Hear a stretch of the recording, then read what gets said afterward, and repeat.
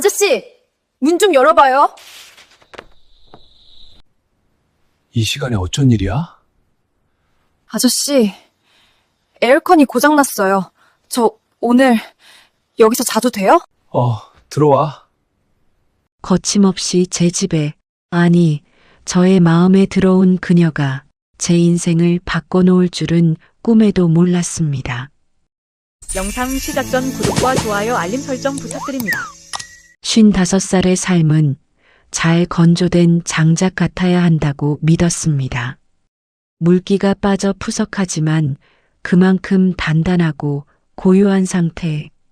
더 이상 불필요한 불꽃이 튀지 않는 그런 삶 말입니다. 아내와 별거한 지 반년. 저는 이 2층짜리 낡은 주택에서 저만의 규율을 세우고 수도승처럼 살고 있었습니다. 아침 6시 기상, 7시 출근, 저녁 6시 귀가. 이 완벽한 침묵의 세계에 누군가가 끼어들기 전까지는요. 3월의 어느 날이었습니다. 2층에 새를 놓고 처음으로 세입자가 들어오는 날이었습니다. 대학가 근처라 시끄러운 남학생이 들어오질 않길 바랐는데 부동산에서는 얌전한 여학생이라고 했습니다. 이삿짐 트럭도 없이 고작 캐리어 2개를 끌고 대문 앞에 선 그녀를 처음 봤을 때 제 심장은 마치 고장난 보일러처럼 덜컹거리는 소리를 냈습니다. 안녕하세요. 오늘 이사 온 이수아라고 합니다. 역광이었습니다. 등 뒤로 쏟아지는 오후 2시의 햇살 때문에 그녀의 표정보다 실루엣이 먼저 제 눈에 박혔습니다. 봄이라기엔 아직 쌀쌀한 날씨였는데 그녀는 계절을 앞서가는 얇은 흰색 니트를 입고 있었습니다. 햇빛이 니트의 성근 짜임 사이를 뚫고 들어와 그녀의 가녀린 어깨선과 허리의 굴곡을 투명하게 비춰냈습니다. 마치 껍질을 갓 벗겨낸 복숭아처럼 뽀얗고 생경한 젊음이 그 얇은 옷감 아래서 숨쉬고 있었습니다.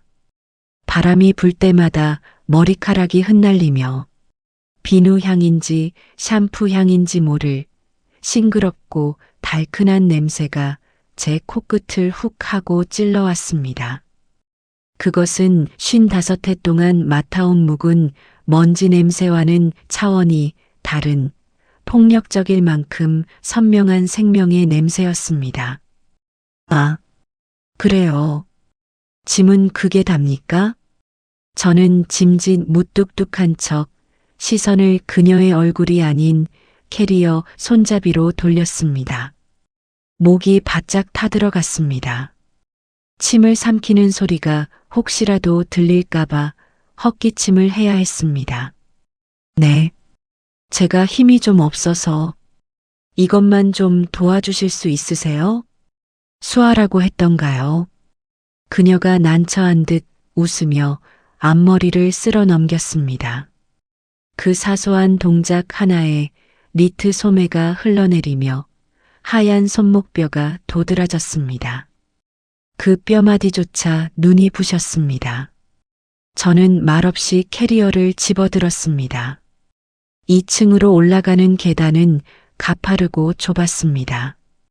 제가 앞장서고 그녀가 뒤따라 올라왔습니다. 등 뒤에서 그녀의 구두 굽소리가 또각, 또각, 제 심장 박동에 맞춰 울렸습니다. 집이 생각보다 더 예쁘네요.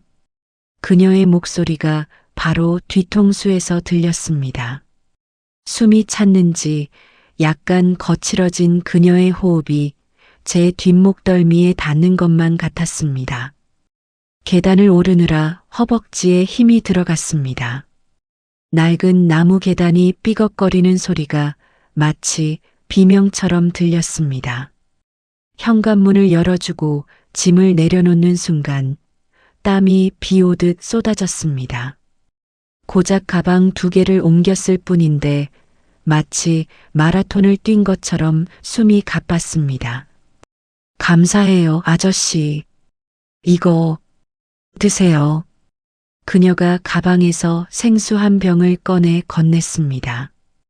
얼음처럼 차가운 물병 표면에 물방울이 송글송글 맺혀 있었습니다. 물병을 받아드는 순간 제 투박하고 거친 손과 그녀의 보드라운 손가락 끝이 스치듯 닿았습니다. 마치 정전기가 인 것처럼 찌릿한 감각이 손끝을 타고 팔뚝까지 기어 올랐습니다. 순간적으로 저는 숨을 멈췄습니다. 그녀는 아무렇지 않은 듯 생긋 웃고 있었지만 제 눈에는 그 웃음이 잔인할 정도로 해맑아 보였습니다. 불편한 거 있으면 인터폰하고 도망치듯 그 방을 빠져나왔습니다. 1층 제 방으로 돌아와 문을 닫고 나서야 참고 있던 숨을 몰아쉬었습니다. 손에 쥐어진 생수병은 제 체온 때문에 미지근해져 있었습니다. 천장을 올려다 보았습니다.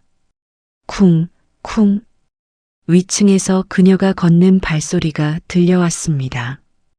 그 작은 진동이 천장을 타고 내려와 고요했던 제 일상을, 아니, 제 영혼을 짓밟는 것만 같았습니다. 22살과 55살. 그 아득한 숫자 사이의 경계가 오늘부로 무너질 것 같다는 불길하고도 뜨거운 예감이 들었습니다. 제 손바닥에는 아직도 그녀의 손끝이 남긴 서늘한 온도가 화상처럼 남아 있었습니다. 오래된 집은 사람의 몸과 같아서 어디 하나가 막히거나 흐르면 그 진동이 온 집안으로 퍼지기 마련입니다. 특히 제가 직접 배관을 손본 이 2층짜리 적상가옥은 더욱 그랬습니다. 벽 속에 심어놓은 파이프들이 마치 핏줄처럼 연결되어 있어 위층의 숨소리 하나까지 아래층으로 전달하곤 했습니다. 수아 양이 이사 온 지 일주일이 지났을 무렵 저의 밤은 더 이상 고요하지 않았습니다. 밤 11시. 평소라면 불을 끄고 잠자리에 들었을 시간이지만 저는 거실 소파에 앉아 읽히지도 않는 책장을 넘기고 있었습니다. 천장 위에서 쿵, 쿵 하는 발소리가 들려왔습니다. 그 소리는 불규칙했습니다. 침대에서 책상으로, 다시 욕실로. 가벼운 체구임에도 낡은 나무 바닥은 그녀의 동선을 적나라하게 중계했습니다. 마치 제 머리 위를 밟고 다니는 듯한 그 울림이 묘하게 신경을 긁으면서도 동시에 묘한 안도감을 주는 이율배반적인 감정을 불러일으켰습니다. 싸 마이너스. 곧이어 물이 쏟아지는 소리가 들렸습니다. 배관을 타고 내려오는 물소리가 벽을 진동시켰습니다. 저는 본능적으로 천장을 올려다 보았습니다. 제 안방 욕실 바로 위가 그쪽 욕실이었습니다.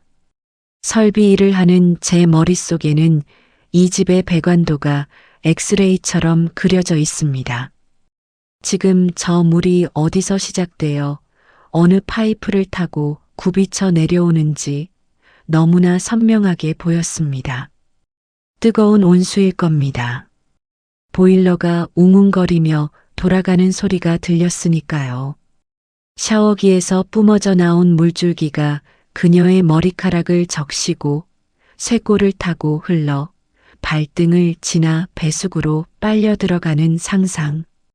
보이지 않는데도 귀에 들리는 저 물소리만으로 그 축축하고 습한 욕실의 풍경이 제 거실 한복판에 홀로그램처럼 떠올랐습니다. 물소리 사이로 간간히 들려오는 콧노래 소리. 그 흥얼거림이 제 고막을 파고들어 메마른 제 목구멍을 간지렸습니다. 저는 저도 모르게 마른 침을 삼켰습니다. 책을 덮어버렸습니다. 더 이상 활자가 눈에 들어올 리 없었습니다. 다음 날 아침 7시 출근을 위해 현관문을 나서는데 마침 계단을 내려오던 수아 양과 마주쳤습니다.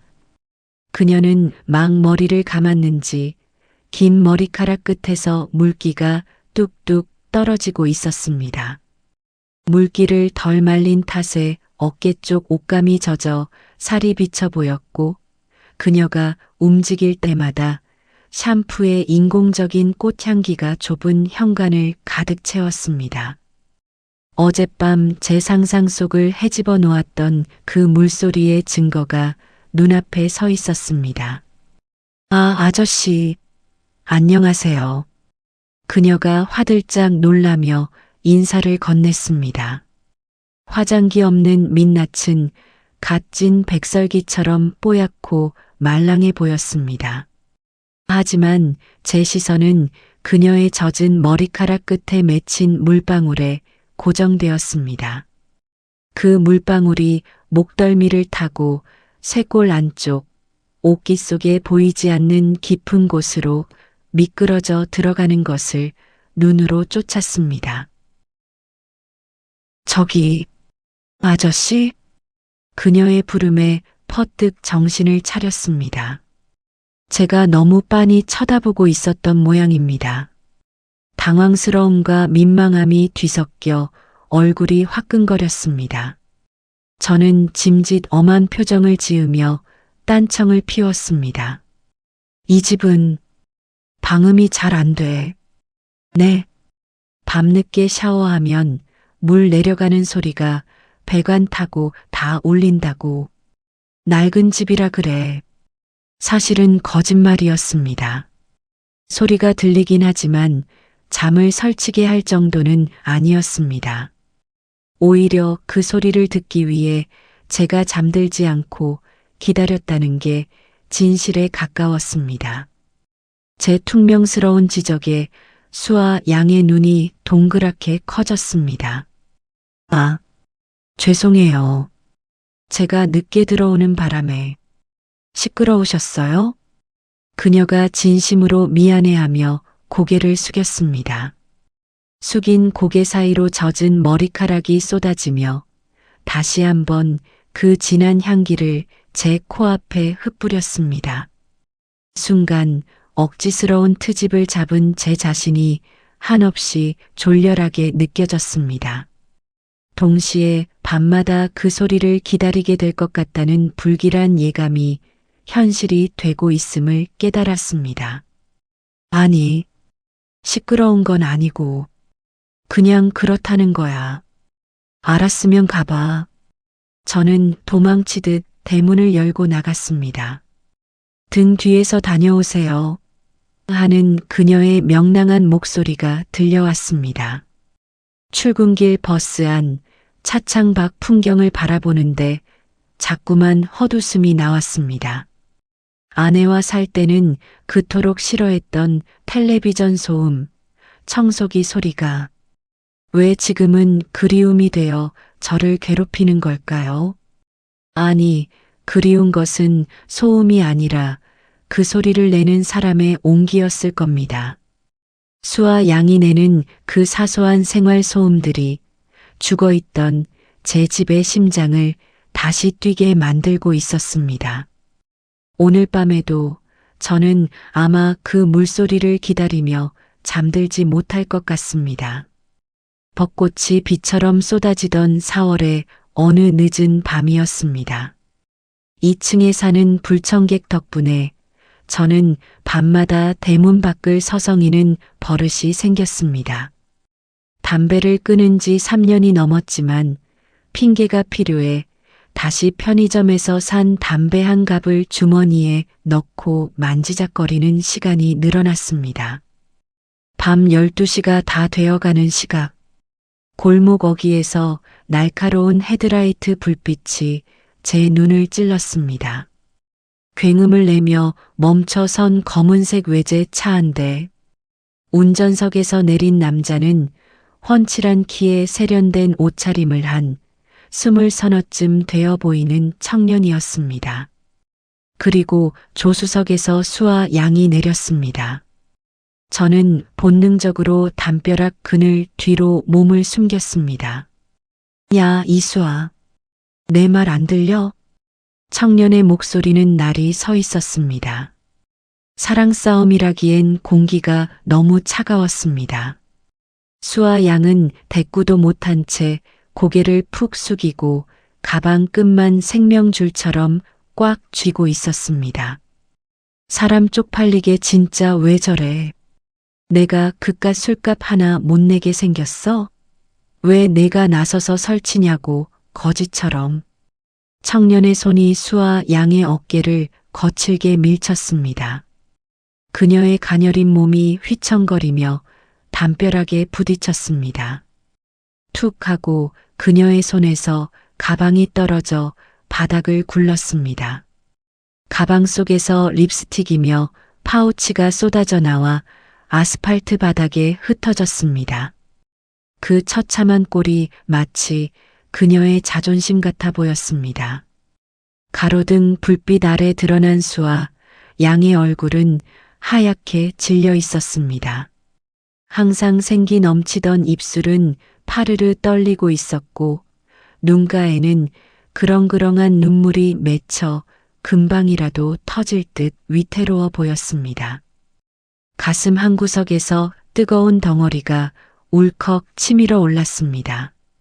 그것은 분노였습니다. 감히 내 집, 내 구역에 사는 아이를 하대하는 저 녀석에 대한 적개심. 하지만 동시에 기이한 쾌감이 제 등골을 타고 흘렀습니다. 저렇게 빛나는 청춘도 결국은 누군가에게 상처받고 짓밟히는 나약한 존재라는 사실. 그녀의 완벽해 보였던 세계에 금이 가는 소리가 들리는 듯 했습니다. 너 진짜 질린다. 연락하지 마. 청년은 바닥에 떨어진 수아 양의 소지품을 구두 끝으로 툭 차버리고는 차에 올라타 굉음을 내며 사라졌습니다. 매캐한 매연 냄새와 타이어 타는 냄새만이 골목에 남았습니다. 덩그러니 남겨진 수아 양은 그 자리에 주저앉았습니다. 흐느끼는 소리가 벚꽃잎 떨어지는 소리보다 더 처량하게 밤 공기를 갈랐습니다. 저는 숨을 깊게 들이마시고 담벼락 뒤에서 천천히 걸어 나갔습니다. 일부러 발소리를 크게 냈습니다. 뚜벅, 뚜벅. 수아 양이 화들짝 놀라 고개를 들었습니다. 눈물 범벅이 된 얼굴, 번져서 검게 얼룩진 마스카라. 방금 전까지 청년에게 모욕당하던 그 비참한 표정을 제게 들키고 말았습니다. 그녀는 황급히 손등으로 눈물을 훔치며 흩어진 물건들을 주워 담으려 허둥댔습니다. 아, 아저씨, 그게 아니라. 당황해서 떨리는 그녀의 목소리가 안쓰러웠습니다. 바닥을 기며 물건을 줍느라 웅크린 그녀의 등 위로 가로등 그림자가 길게 드리워졌습니다. 짧은 치마가 말려 올라가 하얀 허벅지가 차가운 시멘트 바닥에 닿아 있었습니다. 그 모습이 마치 날개 꺾인 새처럼 보호 본능을 자극하면서도 동시에 가학적인 정복욕을 불러일으켰습니다. 지금 이 순간 그녀를 구해줄 수 있는 사람은 그 잘난 남자친구가 아니라 늙고 볼품없는 저라는 사실이 묘한 우월감을 주었습니다. 늦었다. 들어가자. 저는 짐짓 아무것도 못 본 척 무뚝뚝하게 한마디를 던지고는 그녀의 가방을 대신 집어들었습니다. 바닥에 굴러 흙투성이가 된 분홍색 파우치를 툭툭 털어 건넸습니다. 제 손에서 그녀의 손으로 가방이 넘어가는 순간 그녀의 차가운 손가락이 제 손등을 스쳤습니다. 얼음장처럼 차가웠지만 그 손길에 담긴 의존적인 온도는 뜨거웠습니다. 죄송해요. 그녀가 기어 들어가듯 말했습니다. 무엇이 죄송한 걸까요? 시끄럽게 해서? 아니면 저런 초라한 꼴을 보여서? 저는 대답 대신 앞장서서 대문을 열었습니다. 등 뒤에서 그녀가 훌쩍이며 따라오는 소리가 들렸습니다. 계단을 오르는 그녀의 발소리에는 며칠 전에 그 경쾌함은 온데간데 없고 패배감에 젖은 무거운 질질 끌림만이 남아 있었습니다. 그날 밤 천장 위에서는 물소리 대신 억지로 참아내려 이불을 뒤집어 쓰고 우는 듯한 먹먹한 울음소리가 간헐적으로 들려왔습니다. 저는 그 소리를 자장가 삼아 눈을 감았습니다. 그녀가 가진 결핍의 구멍, 그 텅 빈 곳을 제가 채울 수 있을지도 모른다는 위험하고도 달콤한 계산이 서기 시작했습니다. 나의 낡은 집이 상처받은 그녀에게는 유일한 도피처가 될 테니까요.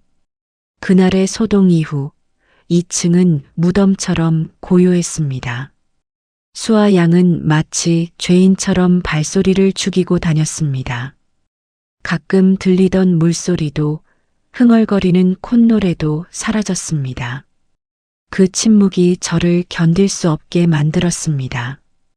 그녀가 방 안에 웅크려 시들어가는 꼴을 상상할 때마다 제 안에 무언가가 욱신거렸습니다. 비가 추적추적 내리는 토요일 점심이었습니다. 저는 평소 잘 끓이지도 않는 북엇국을 한 솥 끓였습니다. 고소한 참기름 냄새와 뽀얀 국물의 증기가 눅눅한 거실을 가득 채웠습니다.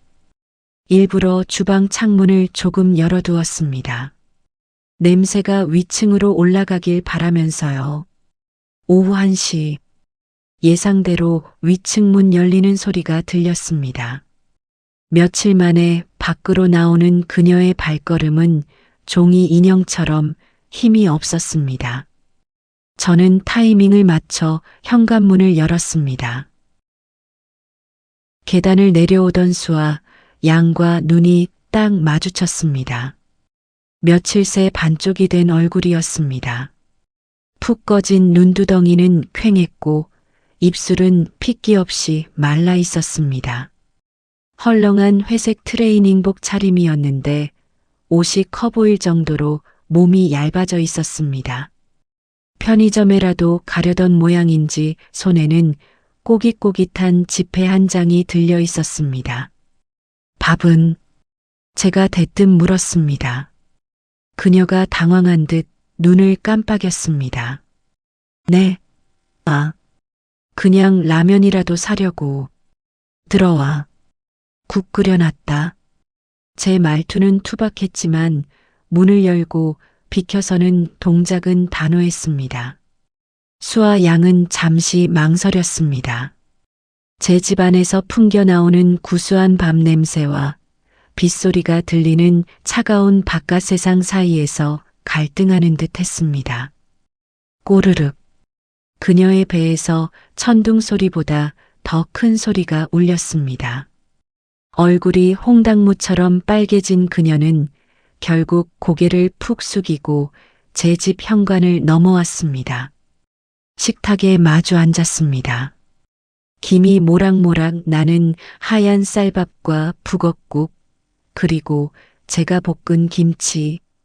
소박하다 못해 초라한 밥상이었지만 수아 양은 마치 성찬을 받은 사람처럼 숟가락을 들고도 한참을 멍하니 내려다보았습니다. 먹어. 식는다. 잘 먹겠습니다. 그녀가 국물을 한 숟가락 떠서 입으로 가져갔습니다. 후루룩. 뜨거운 국물이 목구멍을 넘어가는 소리가 적막한 거실에 크게 울렸습니다. 그녀의 목골대가 꿀꺽하고 움직이는 모습이 제 눈에 선명하게 들어왔습니다. 트레이닝복에 늘어진 목기 사이로 보이는 하얀 쇄골이 음식을 삼킬 때마다 가냘프게 떨렸습니다. 한술 뜨고 나자 억눌렀던 식욕이 터진 듯 그녀는 허겁지겁 숟가락질을 시작했습니다. 밥을 국에 말아 입안 가득 밀어넣는 모습은 흡사 굶주린 어린 짐승 같았습니다. 뜨거운 음식 때문에 그녀의 콧잔등에 송글송글 땀이 맺혔습니다. 안경에 김이 서리자 그녀는 안경을 벗어 식탁 옆에 툭 내려놓았습니다. 무방비하게 드러난 맨 얼굴, 밥을 씹느라 오물거리는 도톰한 입술과 볼 안쪽에 가득 찬 음식물 때문에 불룩해진 뺨. 그 원초적인 생명력이 저를 기묘하게 자극했습니다. 잘 먹는 모습을 보는 게 흐뭇한 아버지의 마음일까요? 아니면 먹이를 받아먹는 피사체를 보며 소유욕을 느끼는 수컷의 마음일까요? 저는 제 밥그릇은 비우지도 못한 채 그녀가 밥알 하나 남기지 않고 싹싹 긁어먹는 모습을 홀린 듯 지켜보았습니다. 아저씨, 바닥을 드러낸 국그릇을 내려놓으며 수아 양이 불렀습니다. 배가 차오르자 그제야 이성이 돌아온 듯 그녀의 눈빛이 민망함으로 흔들렸습니다. 요리, 진짜 잘하시네요. 혼자 살면 다 해. 그날은 정말 죄송했어요. 보여드리기 싫은 꼴을. 그녀가 말끝을 흐리며 젓가락 끝만 만지작거렸습니다. 그날의 기억. 남자에게 버림받고 바닥을 기던 그 처참했던 밤. 저는 무심하게 물 한 잔을 그녀 앞으로 밀어주었습니다. 사람 사는 게 다 그렇지 뭐. 젊을 땐 별거 아닌 놈한테 목매고 그러는 거야. 근데 밥심으로 사는 놈은 못 이겨. 밥 잘 챙겨 먹어. 그래야 안 무시당해. 투박한 위로였지만 그 말이 그녀의 어떤 버튼을 누른 것 같았습니다. 수아 양의 눈가가 붉어지더니 억지로 웃어 보이려 입꼬리를 끌어올렸습니다. 하지만 그 웃음은 금세 울음으로 일그러졌습니다. 고마워요. 진짜로. 그녀의 목소리가 젖어 있었습니다.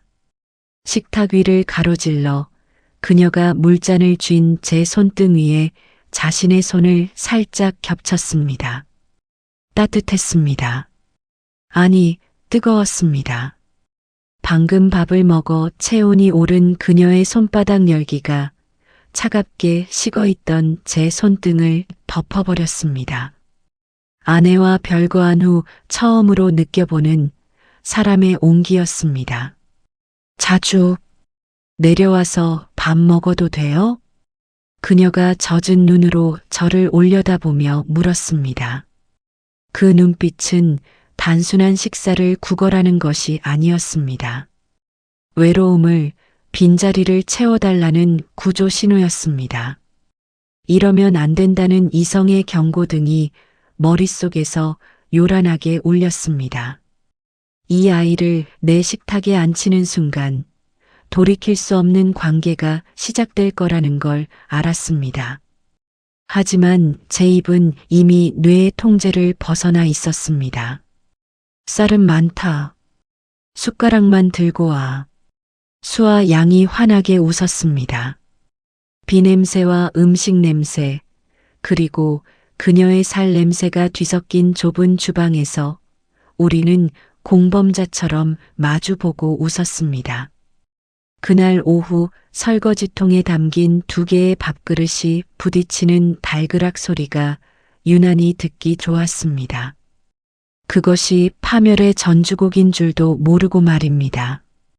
계절이 봄에서 여름으로 넘어가는 길목이었습니다. 4월의 쌀쌀함은 사라지고 5월의 미지근한 공기가 그 자리를 채웠습니다.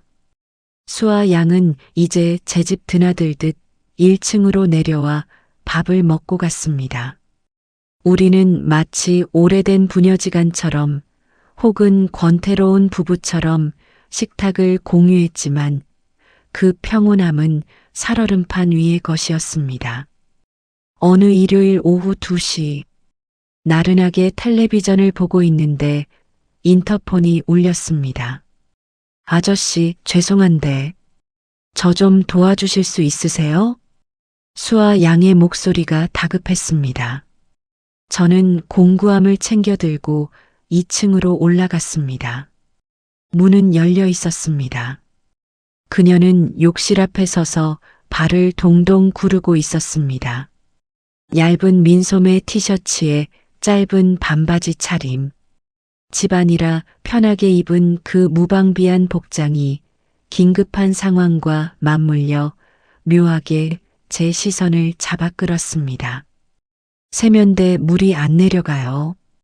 며칠 전부터 시원찮더니 이젠 아예 막혀버렸어요. 그녀가 울상을 지으며 욕실을 가리켰습니다. 저는 말없이 욕실로 들어갔습니다. 훅 하고 끼쳐오는 습기. 좁은 욕실은 그녀의 채취로 가득 차 있었습니다. 달콤한 바디워시 향, 젖은 수건에서 나는 눅눅한 냄새, 그리고 은밀한 살 냄새가 좁은 타일 벽 안에 갇혀 진동하고 있었습니다. 선반 위에 놓인 칫솔 2개, 분홍색 헤어롤, 그리고 샤워 부스거리에 걸린 레이스 달린 속옷 한 장. 그녀의 가장 사적인 공간에 제가 침입했다는 사실에 등줄기가 찌릿했습니다. 비켜봐. 저는 세면대 아래로 몸을 구겨 넣었습니다. 오래된 배관이라 트랩 쪽에 머리카락이며 찌꺼기가 엉겨 붙었을 게 뻔했습니다. 몽키 스패너로 너트를 풀자 시커먼 오수가 왈칵 쏟아져 나왔습니다. 역한 하수구 냄새가 코를 찔렀지만 저는 인상을 찌푸리지 않았습니다. 오히려 그 더러운 오물 속에 섞인 그녀의 긴 머리카락 뭉치가 마치 그녀의 신체 일부처럼 느껴져 기이한 흥분을 자아냈습니다. 더러워라.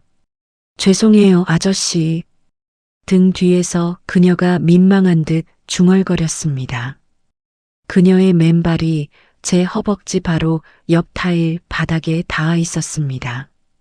제가 몸을 비틀 때마다 제 팔뚝이 그녀의 매끈한 종아리에 스칠 듯 말 듯 아슬아슬하게 오갔습니다. 좁은 공간, 땀이 흐르는 육체 노동, 그리고 등 뒤에 서 있는 젊은 여자. 이 상황이 주는 압박감이 제 남성성을 팽팽하게 당겼습니다. 저는 일부러 팔 근육에 힘을 주며 배관을 분해하고 엉킨 머리카락 뭉치를 맨손으로 끄집어냈습니다. 젊은 여자 혼자 사는 집이 다 이렇지 뭐. 다른 주인 집 아저씨들은 이런 거 안 해주시는데 아저씨는 진짜 맥가이버 같아요. 그녀의 칭찬이 제 귓가에 꿀처럼 흘러들어왔습니다. 맥가이버. 오랜만에 들어보는 단어였습니다. 그 한마디에 55 먹은 늙은 수컷의 자존심이 풍선처럼 부풀어 올랐습니다. 그래, 내가 만났던 그 뺀질거리는 젊은 놈들은 이런 거 못하지. 더러운 거 만지기 싫어서 도망이나 갔겠지. 오직 나만이 너의 이 지저분한 밑바닥까지 감당할 수 있는 거야. 비틀린 우월감이 땀방울과 함께 턱 끝에서 떨어졌습니다. 수리를 마치고 몸을 일으키자 현기증이 일었습니다. 좁은 공간에서 오래 쭈그리고 있었던 탓인지 아니면 뒤돌아선 순간 바로 코앞에 있는 그녀의 얼굴 때문인지 알 수 없었습니다. 제 이마에는 땀이 흥건했습니다. 잠깐만요. 수아 양이 까치발을 들더니 자신의 손에 들고 있던 수건으로 제 이마의 땀을 닦아주었습니다. 순간 시간이 멈춘 것 같았습니다.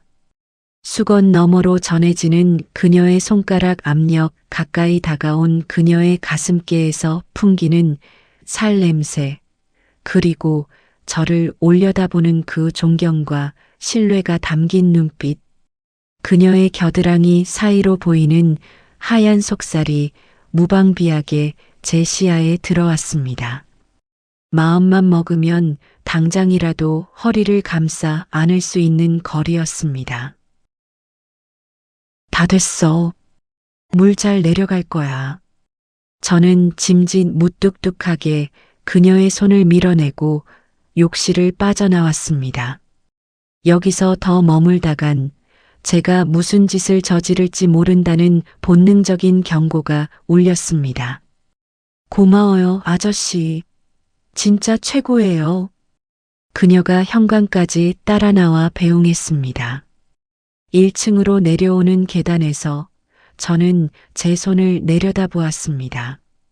시커먼 기름때와 오물이 묻은 투박한 손. 하지만 그 손에서 나는 냄새는 더 이상 악취가 아니었습니다. 그것은 그녀를 고쳐주고 지켜주었다는 수컷의 훈장 냄새였습니다. 아내에게는 짐짝 취급받던 제가 이곳에서는 전지전능한 해결사가 된 기분. 그 달콤한 착각이 저를 완전히 마비시키고 있었습니다. 이것이 사랑이라고 보호라고 믿고 싶었습니다. 하지만 거울 속에 비친 제 눈은 번들거리고 있었습니다. 딸을 보는 아비의 눈이 아니라 암컷을 탐하는 굶주린 짐승의 눈으로 말입니다. 장마가 끝나자마자 기다렸다는 듯 폭염이 들이닥쳤습니다.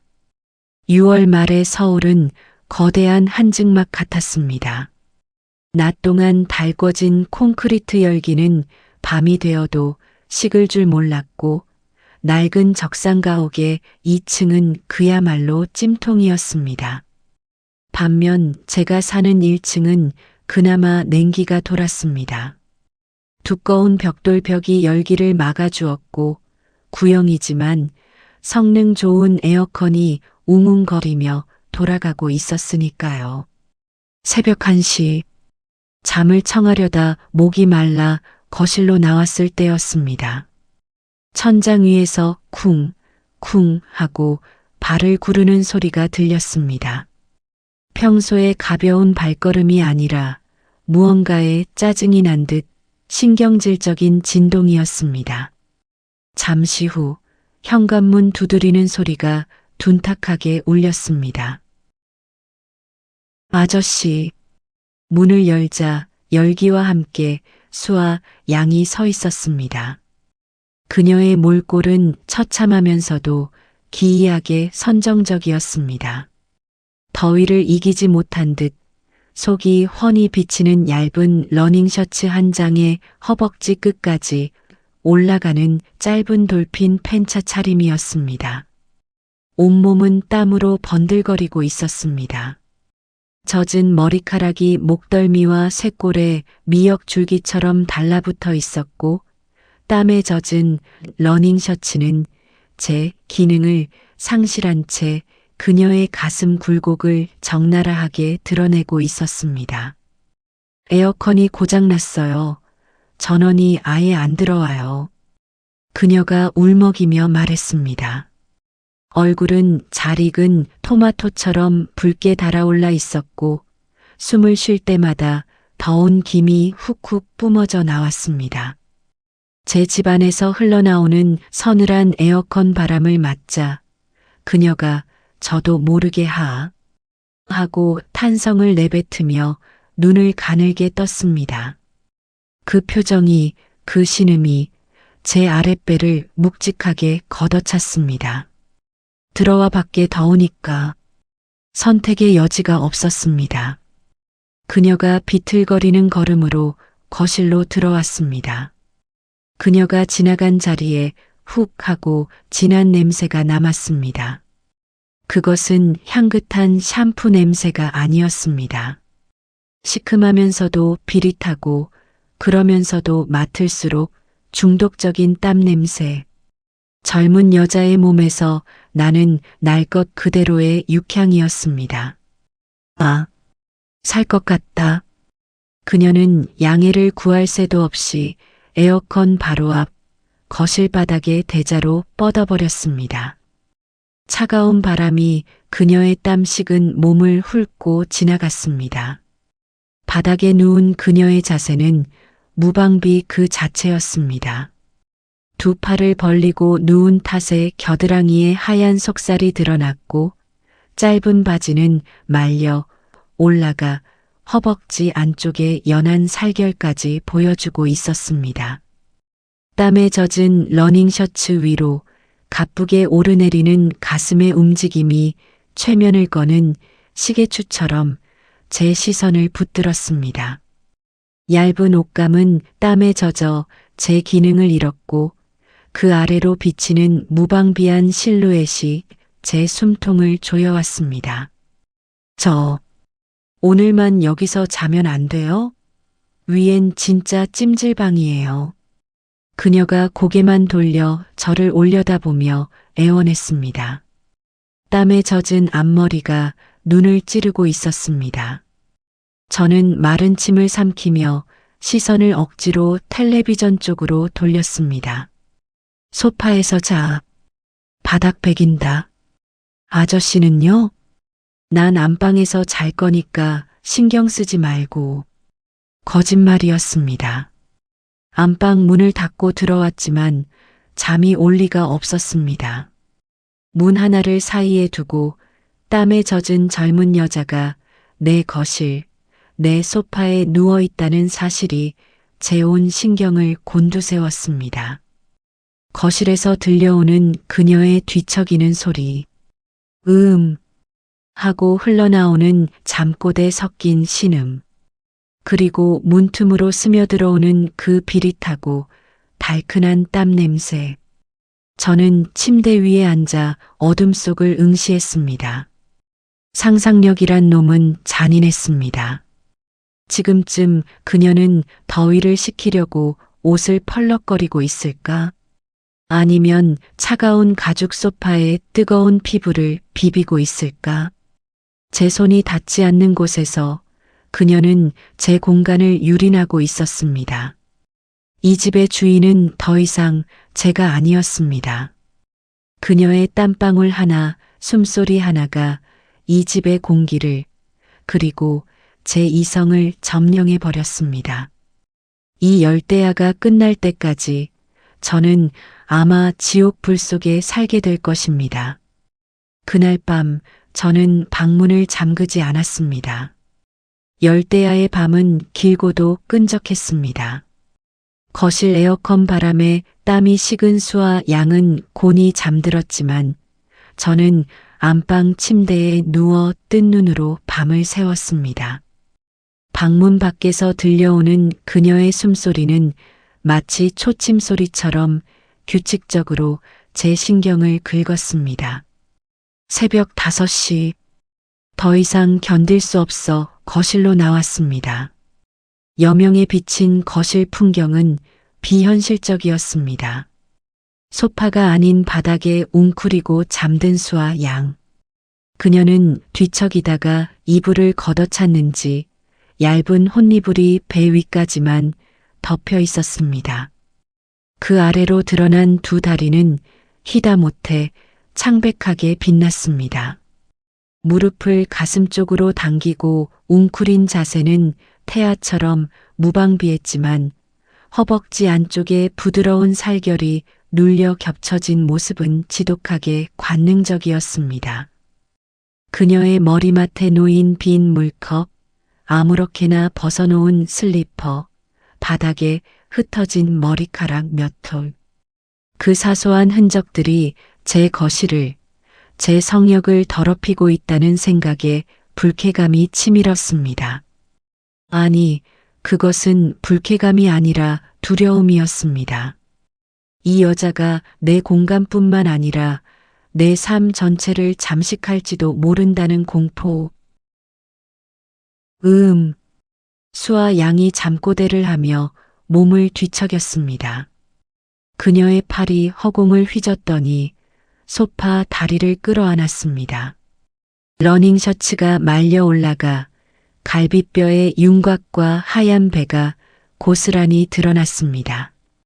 배꼽 주변의 부드러운 굴곡이 숨을 쉴 때마다 오르내렸습니다. 저는 저도 모르게 한 걸음 다가갔습니다. 손을 뻗으면 닿을 거리. 저 하얀 살결에 손을 대면 어떤 느낌일까? 미친 생각. 저는 황급히 고개를 돌리고 부엌으로 향했습니다. 냉장고에서 찬물을 꺼내 단숨에 들이켰습니다.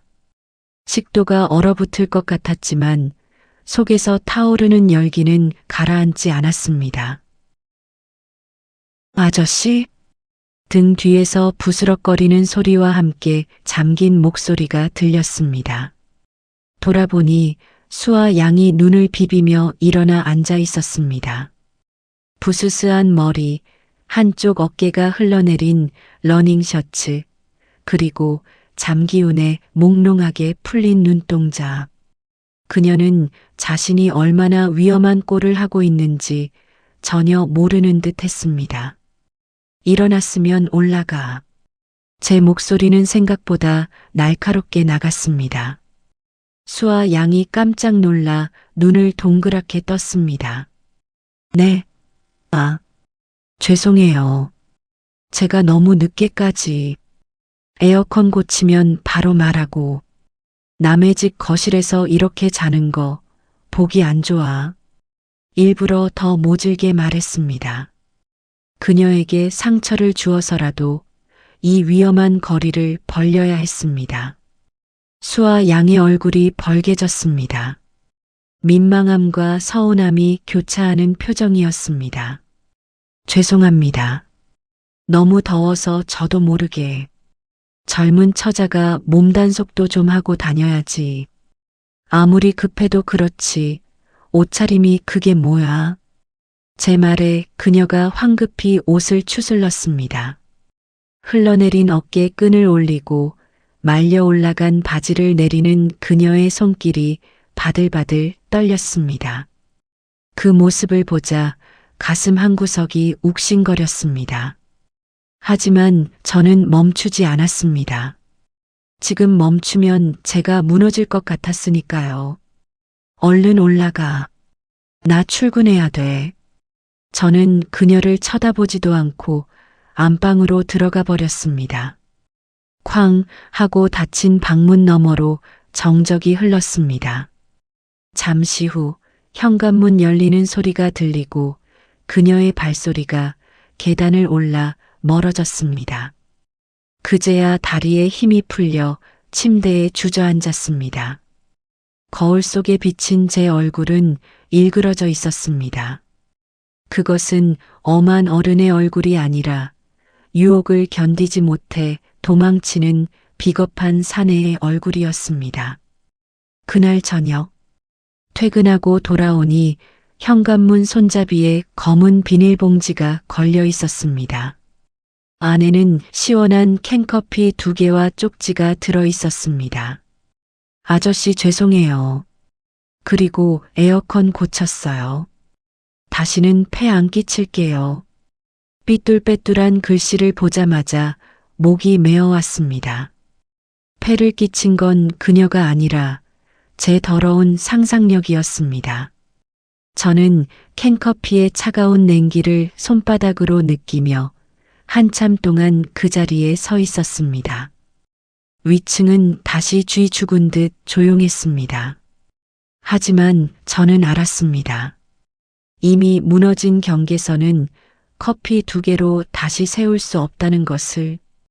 오늘 밤 저는 또다시 천장을 올려다보며 그녀의 발소리를 기다리게 될 것입니다. 그리고 제 경계심이 무너지는 건 시간 문제였습니다. 일주일이 지났습니다. 그동안 우리는 철저하게 타인처럼 굴었습니다. 저는 출퇴근 시간을 조정해 그녀와 마주치지 않았고 그녀 역시 쥐 죽은 듯 조용히 지냈습니다. 하지만 그 침묵은 평화가 아니었습니다. 언제 터질지 모르는 가스관 같은 팽팽한 긴장이 감도는 휴전이었습니다. 장대비가 쏟아지는 밤 9시였습니다. 습기를 머금은 공기가 물먹은 솜처럼 무겁게 가라앉아 있었습니다. 저는 거실 소파에 앉아 텔레비전 볼륨을 줄인 채 멍하니 빗소리를 듣고 있었습니다. 그때 초인종이 울렸습니다. 인터폰 화면에는 수아 양이 서 있었습니다. 문 좀 열어주세요. 드릴 말씀 있어요. 그녀의 목소리는 평소와 달리 낮고 단단했습니다. 문을 열어주자 수아 양이 현관으로 들어섰습니다. 우산도 쓰지 않고 왔는지 어깨와 머리카락이 비에 젖어 있었습니다. 그녀는 제 눈을 피하지 않고 똑바로 응시했습니다. 22살의 치기 어린 눈빛이 아니라 무언가를 결심한 여자의 눈빛이었습니다. 왜 피하세요? 그녀가 대뜸 물었습니다. 저는 짐짓 모르는 척 시선을 돌렸습니다. 피하긴 누가. 바빠서 그랬지. 거짓말. 그녀가 한 걸음 다가왔습니다. 젖은 옷에서 나는 비릿한 물 냄새와 그녀 고유의 살 냄새가 훅 끼쳐왔습니다. 그녀는 헐렁한 박스 티셔츠에 반바지 차림이었습니다. 비에 젖은 티셔츠가 몸에 달라붙어 불에 지어 끈의 자국과 가슴의 굴곡을 여과 없이 드러내고 있었습니다. 하지만 그녀는 가릴 생각조차 하지 않았습니다. 오히려 보란 듯이 가슴을 펴고 제 앞으로 다가왔습니다. 지난번엔 제 몸 단속이 문제라면서요. 그래서 조심하고 있는데 왜 아저씨가 도망 다녀요? 말 조심해. 어른한테 도망이라니. 그럼 지금 제 눈 똑바로 보세요. 그녀의 도발에 제가 욱해서 고개를 돌려 그녀를 쏘아보았습니다. 코앞이었습니다.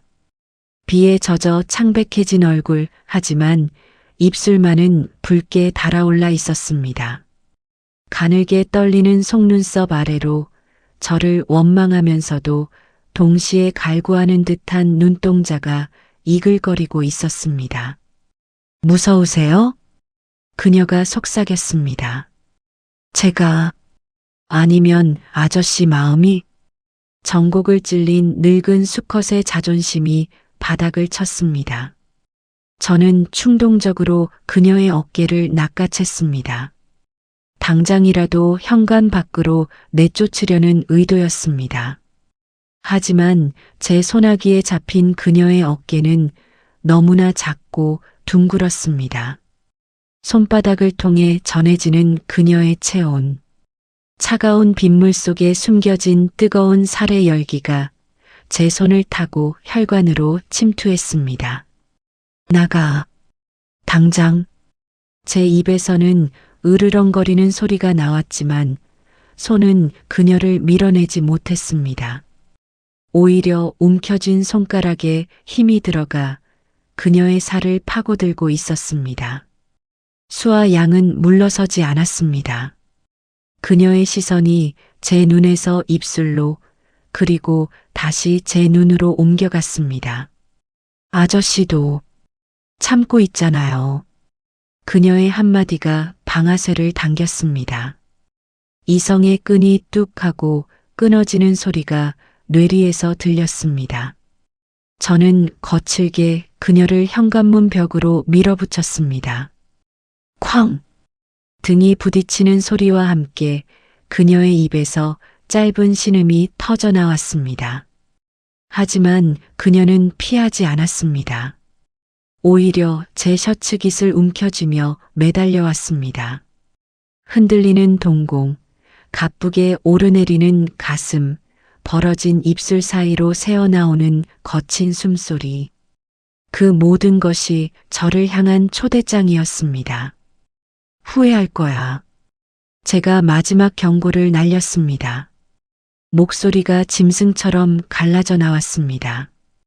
상관없어요. 그녀가 발꿈치를 들어 제 목에 팔을 감았습니다. 더 이상의 말은 공기 중으로 흩어졌습니다. 거칠게 맞닿은 입술 사이로 빗소리가 묻혔습니다. 차가운 빗물과 뜨거운 체온이 뒤섞여 혼란스러운 온도를 만들어냈습니다. 어둠 속에서 서로의 윤곽만이 희미하게 엉켰습니다.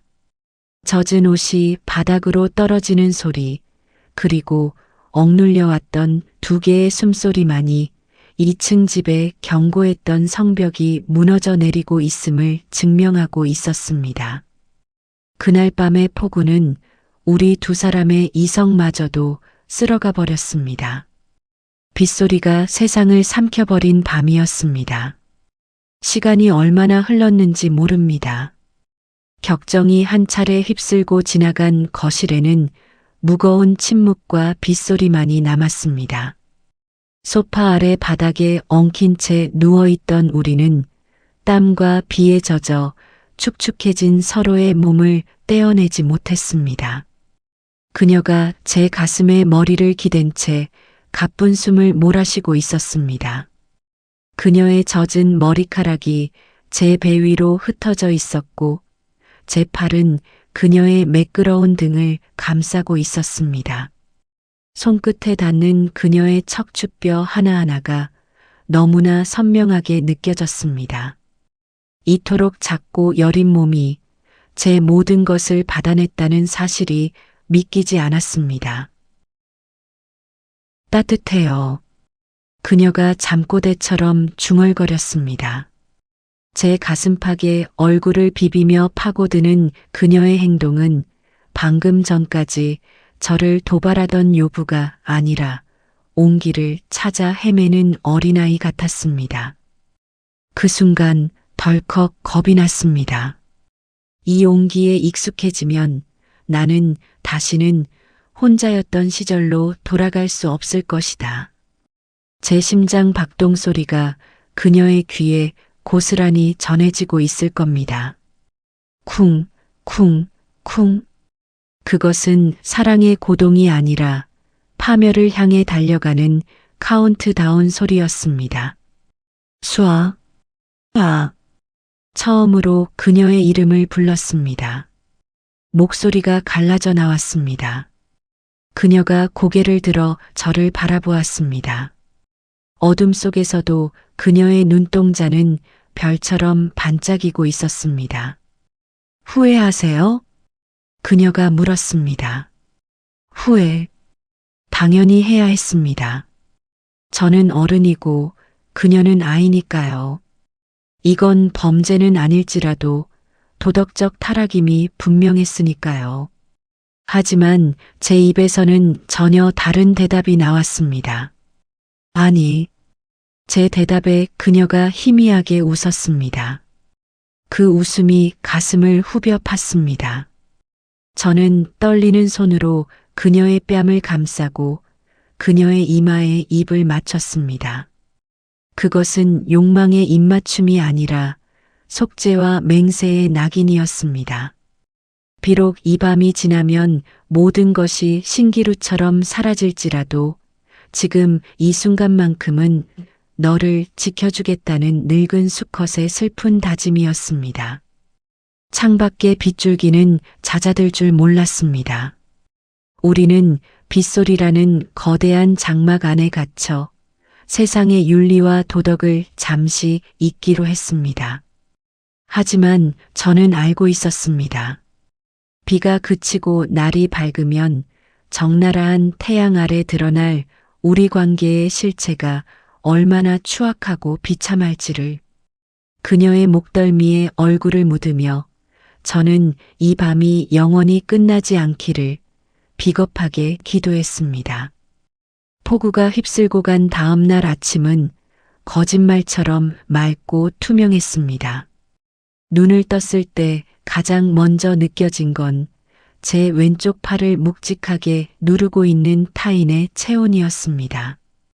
55해 동안 혼자 눈 뜨는 것에 익숙해져 있던 제 침대에 낯설고도 향기로운 생명체가 누워 있었습니다. 수아 양이 잠꼬대를 하며 제 품으로 파고들었습니다. 그녀의 머리카락이 제 턱 밑을 간지럽혔고 규칙적인 숨결이 가슴팍에 따뜻하게 닿았습니다. 저는 숨조차 크게 쉬지 못하고 그녀를 내려다보았습니다. 햇살을 받은 그녀의 얼굴은 눈이 부시게 하얗고 매끄러웠습니다. 어젯밤의 격정은 붉은 꽃잎 같은 흔적으로 목덜미에 남아 있었지만 잠든 표정만큼은 세상 모르는 아이처럼 평온했습니다. 순간 가슴이 벅차오르는 것을 느꼈습니다. 이 여자가 내 여자다. 지금 이 순간만큼은 이 아름다운 생명체가 온전히 내 품 안에 있다. 그 벅찬 착각이 마약처럼 전신을 휘감았습니다. 조심스럽게 팔을 빼내려다 저도 모르게 그녀의 뺨을 손가락으로 쓸어보았습니다. 비단처럼 부드러운 감촉. 그 손길에 그녀가 눈을 떴습니다. 긴 속눈썹이 파르르 떨리더니 맑은 눈동자가 저를 담았습니다. 아저씨. 그녀가 배시시 웃었습니다. 그 무구한 미소를 보는 순간 심장이 쿵 하고 내려앉았습니다. 잘 잤어요? 그녀가 제 허리를 끌어안으며 물었습니다. 어젯밤에 그 도발적이었던 여자는 사라지고 사랑받아 마땅한 어린 연인이 그 자리에 있었습니다. 그래, 너는 완전 꿀잠 잤어요. 아저씨 품이 생각보다 딱딱해서 좋던데요. 그녀가 농담을 던지며 제 가슴에 얼굴을 비볐습니다. 행복했습니다. 미치도록 행복해서 눈물이 날 것만 같았습니다. 하지만 그 행복은 오래가지 못했습니다. 자리에서 일어나 화장실로 들어간 순간 세면대 거울 속에 비친 제 모습과 마주쳤기 때문입니다. 밤새 자란 거뭇한 수염, 눈 밑에 깊게 패인 주름, 탄력을 잃고 축 늘어진 목선. 방금 전까지 그 눈부신 아이를 안고 있던 사내라고는 믿기지 않는 초라한 늙은이가 거울 속에 서 있었습니다. 저는 찬물을 틀어 얼굴을 벅벅 문질러 닦았습니다. 아무리 씻어내도 세월은 지워지지 않았습니다. 마치 도둑놈이 된 기분이었습니다. 감히 탐해서는 안 될 보석을 훔친 죄인. 거울 속에 제가 저를 비웃고 있었습니다. 주제 파악해라. 저 아이는 내가 감당할 수 있는 계절이 아니야. 아저씨, 밥 먹어요. 부엌에서 들려오는 그녀의 명랑한 목소리가 오히려 제 가슴을 후벼 팠습니다. 식탁에는 그녀가 뚝딱 차려낸 아침상이 놓여 있었습니다. 김이 모락모락 나는 찌개와 갓 지은 밥. 우리는 마주 앉아 밥을 먹었습니다. 수아 양은 제 밥그릇에 반찬을 올려주며 쉴 새 없이 제잘거렸습니다. 다음 주에 학교 축제거든요. 아저씨도 오실래요? 제가 표 구해놓을게요. 내가 거길 가서 뭐 하냐? 왜요? 구경하면 재밌죠. 그리고 이번 방학 때는 바다 보러 가요. 제 친구가 강릉에 게스트하우스 하는데 그녀는 벌써 우리 둘의 미래를 그리고 있었습니다. 그녀가 말하는 우리라는 단어가 너무나 달콤해서 그리고 너무나 비현실적이라서 목이 메었습니다.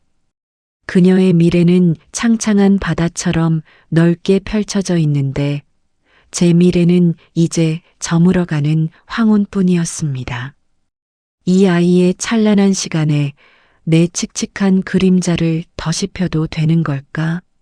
사람들이 수군거릴 겁니다. 저 늙은이가 돈으로 젊은 애를 꼬셨다고. 혹은 저 어린애가 뭐가 아쉬워서 저런 늙은이를 만나냐고. 그 모든 비난의 화살이 결국은 이 어린 아이에게 꽂힐 것입니다. 수아, 너. 제가 숟가락을 멈추고 그녀를 불렀습니다. 그녀가 눈을 동그랗게 뜨고 저를 바라보았습니다. 입가에 묻은 양념 자국조차 사랑스러웠습니다. 왜요? 맛없어요? 아니, 너무 맛있어서 거짓말이었습니다. 모래알을 씹는 것 같았습니다. 저는 식탁 아래로 주먹을 꽉 쥐었습니다.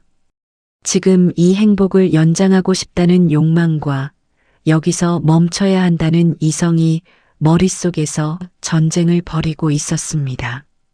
하지만 그녀가 해맑게 웃으며 그럼 다행이고요. 라고 말하는 순간 저는 패배를 인정해야 했습니다.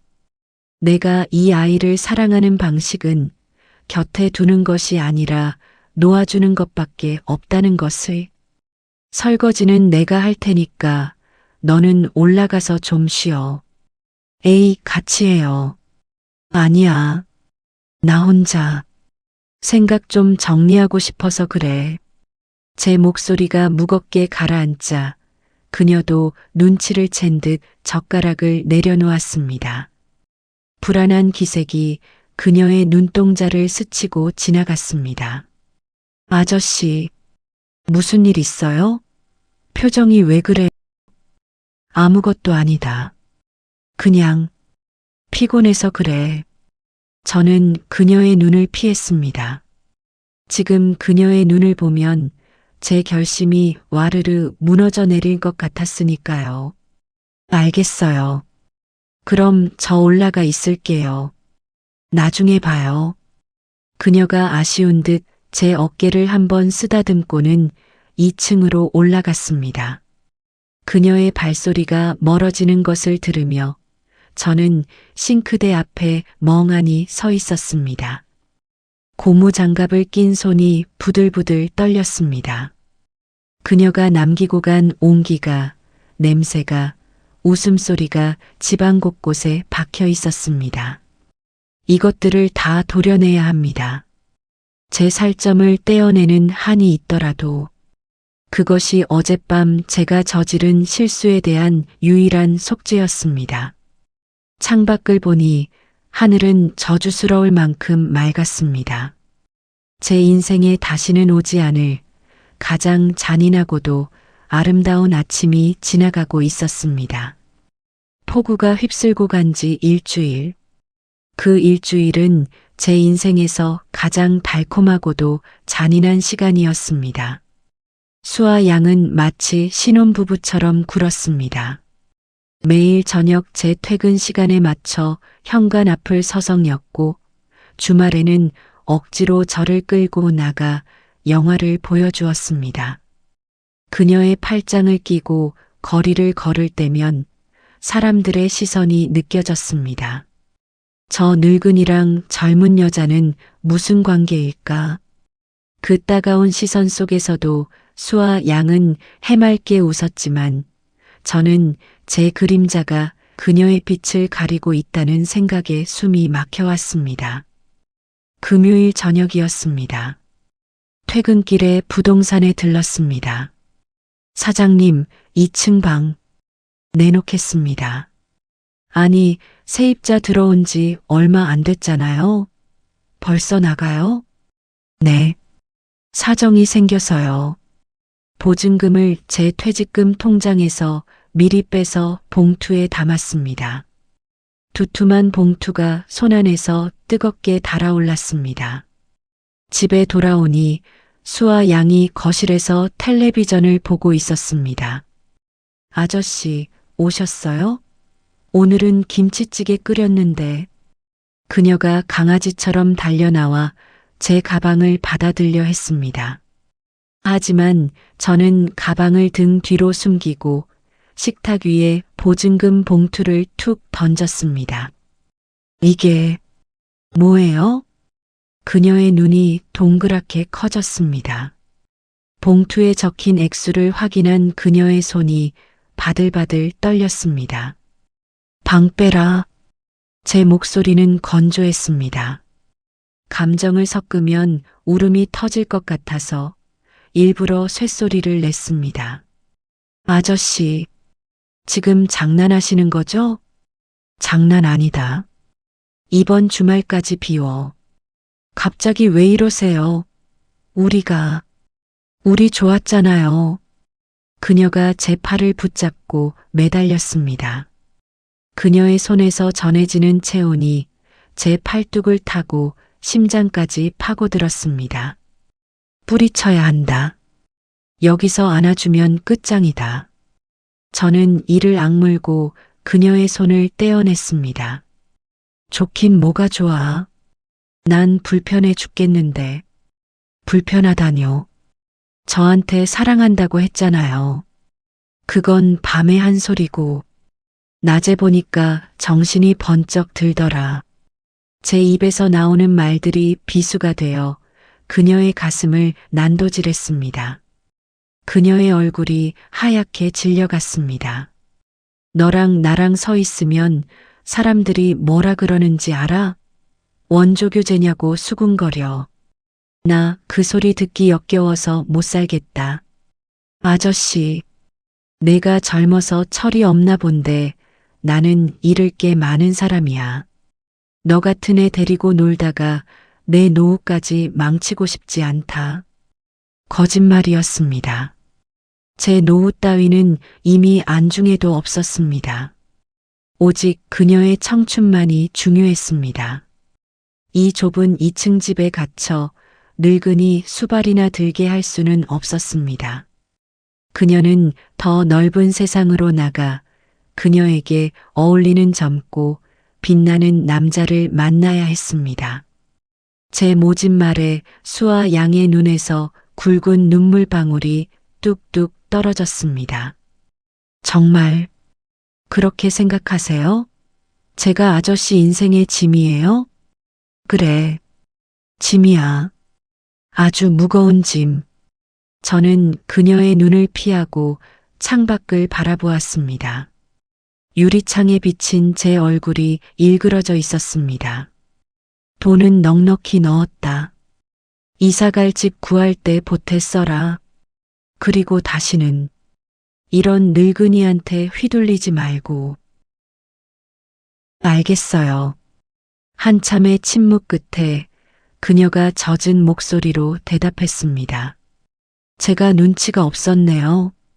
아저씨는 그냥 엔조이였는데 저 혼자 진지해서.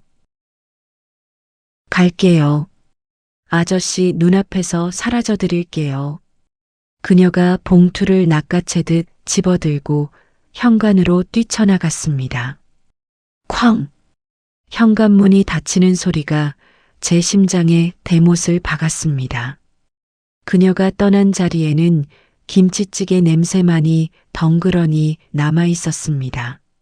저는 식탁 의자에 주저앉아 두 손에 얼굴을 파묻었습니다. 손가락 사이로 뜨거운 눈물이 쏟아져 나왔습니다.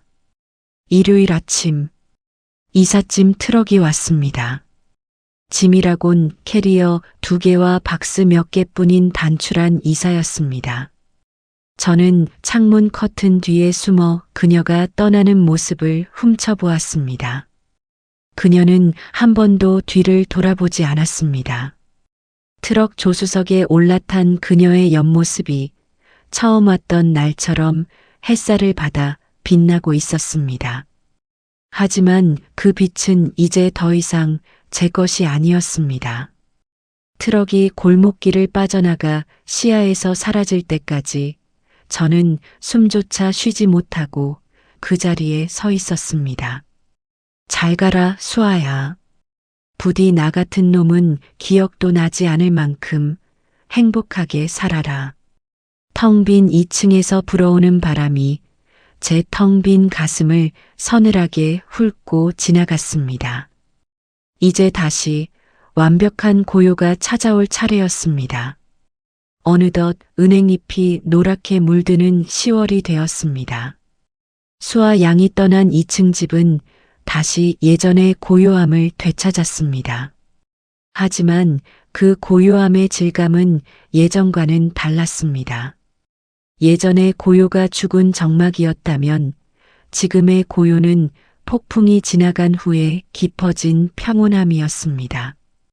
일요일 오후, 저는 보일러 점검차 오랜만에 2층으로 올라갔습니다. 텅 빈 방에는 아무것도 없었습니다. 가구도, 옷가지도, 그녀의 냄새도 모든 것이 사라진 공간에서 유일하게 남은 건 창틀에 놓인 작은 다육식물 화분 하나였습니다. 말라비틀어져 죽어가던 녀석이었는데 어느새 통통하게 살이 올라 초록빛을 뿜어내고 있었습니다. 그 아래 놓인 포스트잇 한 장. 아저씨, 이 아이 이름은 여름이에요. 잘 키워주세요. 저처럼 끈질기게 살아남을 거예요. 그녀의 삐뚤빼뚤한 글씨체를 보자마자 피식 하고 웃음이 나왔습니다. 여름. 참 그녀다운 이름이었습니다. 뜨겁고 변덕스럽고 사람을 지치게 만들지만 결국은 그리워하게 만드는 계절. 지금은 창밖에 낙엽이 뒹구는 가을이지만 제 손안에는 여전히 그 뜨거웠던 여름이 살아 숨쉬고 있었습니다. 창문을 열자 서늘한 가을바람이 훅 하고 밀려 들어왔습니다. 창밖으로 대학가 거리가 내려다 보였습니다. 트렌치 코트를 입고 낙엽 밟는 소리를 즐기며 걸어가는 젊은 청춘들이 보였습니다. 그 속에 수아 양이 있을까요? 아마 그녀는 지금쯤 그녀에게 어울리는 근사한 테라스 카페에서 또래 남자친구와 향기로운 커피를 마시며 웃고 있을지도 모릅니다. 제 생각 따윈 까맣게 잊은 채 찬란한 미래를 이야기하고 있겠지요. 그 상상이 예전처럼 아프지 않았습니다. 오히려 다행이라는 안도감이 들었습니다. 내 칙칙한 그늘에서 벗어난 그녀가 태양 아래서 마음껏 빛나고 있다는 증거니까요. 잘 살아라. 저는 허공에 대고 조그맣게 중얼거렸습니다. 나 같은 늙은이가 준 상처 따윈 딱지 앉아 떨어질 때까지만 아파하고 그 뒤엔 흉터도 없이 매끈해져라. 그것은 그녀에게 보내는 응원이자 제 자신에게 보내는 위로였습니다. 저는 화분을 소중히 안고 1층으로 내려왔습니다. 거실 한가운데 햇살이 가장 잘 드는 곳에 여름이를 내려놓았습니다. 저녁이 되자 현관벨이 울렸습니다. 택배 기사님이 꽤 큰 상자 하나를 건넸습니다. 보낸 사람은 이수아. 상자를 열어보니 고급스러운 포장지 안에 짙은 네이비색 가을 재킷이 들어 있었습니다. 한눈에 봐도 꾀값이 나가는 브랜드였습니다. 제 평생 제 돈 주고는 사본 적 없는 세련된 디자인의 옷이었습니다. 옷 위에는 카드 한 장이 놓여 있었습니다. 아저씨, 제발 그 칙칙한 잠바 좀 갖다 버리고 이거 입으세요. 어디 가서 후줄근하게 하고 다니지 말고요. 아저씨 꾸미면 진짜 멋있는데 왜 가리고 다녀요? 나 속상하게. 투덜거리는 듯한 말투 속에 숨겨진 진심을 읽는 순간 코끝이 찡해졌습니다. 저는 떨리는 손으로 재킷을 꺼내 입어보았습니다. 팔을 넣고 어깨를 맞추는데 소름이 돋았습니다. 마치 맞춤옷처럼 어깨선과 소매 길이가 기가 막히게 딱 맞아떨어졌습니다. 품이 넉넉하지도 꽉 끼지도 않게 제 몸을 감싸는 완벽한 핏빛. 어떻게 알았을까? 줄자 한 번 대본 적 없는데 그녀는 그동안 제 뒷모습을, 제 어깨를 얼마나 유심히 바라보고 있었던 걸까요? 거울 속에 비친 저는 더 이상 초라한 늙은이가 아니었습니다. 그녀가 선물해준 멋진 중년이 거울 속에 서 있었습니다. 재킷 안주머니에 손을 넣어보니 그녀의 온기가 거기 숨어 있는 것만 같았습니다. 밖에는 어둠이 내리고 있었습니다. 하지만 저는 더 이상 그 어둠이 무섭지 않았습니다. 제 곁에는 여름이가 있고 제 어깨에는 그녀가 남긴 든든한 갑옷이 걸쳐져 있으니까요. 저는 텔레비전을 켜는 대신 현관을 나섰습니다. 이 멋진 옷을 입고 가을 바람을 맞으며 동네 한 바퀴를 걸어야겠습니다. 어디 가서 후줄근하게 다니지 말라던 그녀의 당부를 지키기 위해서라도 허리를 꼿꼿하게 펴고 걸을 것입니다. 그렇게 55의 가을밤이 쓸쓸하지만 근사하게 깊어가고 있었습니다.